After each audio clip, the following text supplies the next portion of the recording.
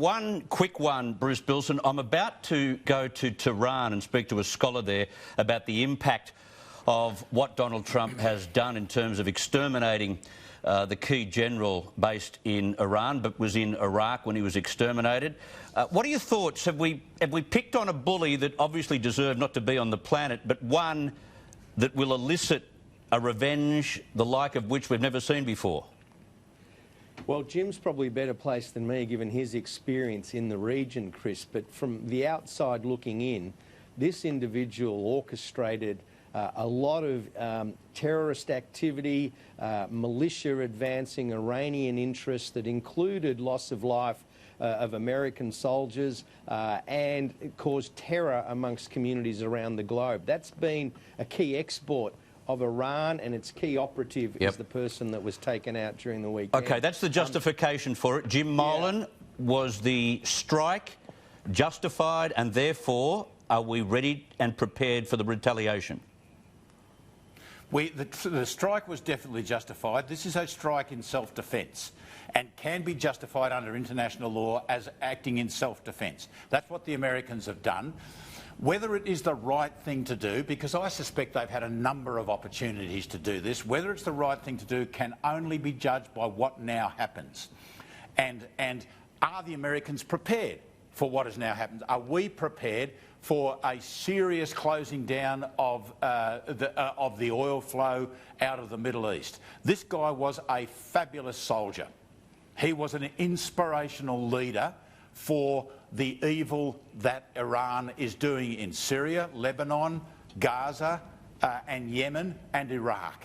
And I think it was justified in every respect. The question is, can we handle the consequences? Well, they're talking about, you know, the Parliament has already lifted this limit that they've placed on nuclear warheads.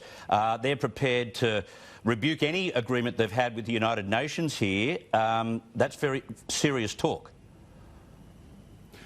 Yes, it is, and it will take them a period of time to gain that, and the West may decide they cannot afford to have a country like Iran have nuclear weapons. If they do anything, the President has said that he is prepared to strike 50-something targets, is monitoring those targets in Iran. So the lesson is not for us to be afraid of Iran. The lesson should be, look what the Americans can do to one of your top soldiers. They can do it in many, many other places, and that may be a deterring effect on Iran. Bruce Bilson, and something Chris, a lot... Sorry, go on, Bruce, go on. Yes? I mean, the other point too, and Jim's touched on it, you're right, there has been opportunities with previous presidents knowing that this evil character was exporting terror around the world through a very capable infrastructure, many of whom are sprinkled far beyond Iran. But what they've also seen is there's a consequence to that action.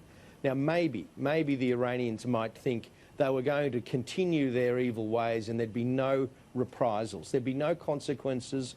The American strike shows that there are consequences. Maybe they'll recalibrate as well. That's another uncertainty, Chris. And maybe, you know, there's that saying, Iran hasn't won too many wars, but this might get them back to the negotiating table. Who knows? But this is an important consequence coming back the other way. The Iranians will know that the Americans will strike if they continue to ply their trade in terror. Jim Molan, explain this to me. One moment we had total control over Iraq. We'd got rid of Saddam Hussein and put him before a court. Next minute, they're kicking us out, including US allies, that is, the 600 who were there from Australia. We've been kicked out of Iraq. I don't think that is such a good thing to occur, because we want to know what our enemy's up to, and we want at least striking access to Iran, don't we? Do we just walk away from Baghdad? Well, I hope we don't, but I do think that we could stop the training that we're doing over there without bringing, you know, without it being the end of the world as we know it. But we must. I think the Americans will continue to have a presence there. Yes, the Parliament today passed a motion.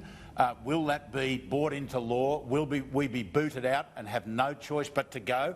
I doubt it.